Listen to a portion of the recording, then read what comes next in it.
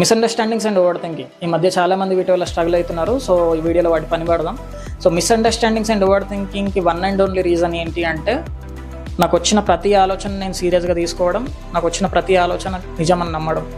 So వీటి వల్లనే issues అనేవి వస్తాయి. చాలామంది నాకు ఈ ఆలోచన వచ్చేసిందని చెప్పేసి గుడ్డిగా దాన్ని ఫాలో అయిపోతూ ఉంటారు. అంటే ఇది నా ఆలోచన కాబట్టి కరెక్టే అనే ఒక ఈగోతో అట్లా ఫాలో అయిపోతూ ఉంటారు. బట్ ఇది చాలా రాంగ్. ఎందుకంటే ఆలోచన అనేది ఓన్లీ పాసిబిలిటీ, అది నిజం అవ్వాల్సిన రూల్ లేదు. ఎందుకంటే రోజుకు లక్షల ఆలోచనలు వస్తుంటాయి. ప్రతి ఆలోచన నిజం అవ్వాల్సిన రూల్ లేదు. అండ్ ప్రతి ఆలోచన మీకు ఫేవర్ చేస్తుందన్న గ్యారంటీ కూడా లేదు.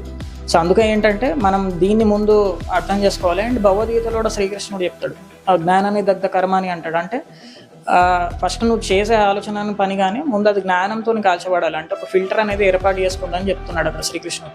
సో అది మనం చేసుకోవాలి. అందుకే ఏంటంటే don't believe in everything you think. ప్రతిదీ నువ్వు నమ్మకు.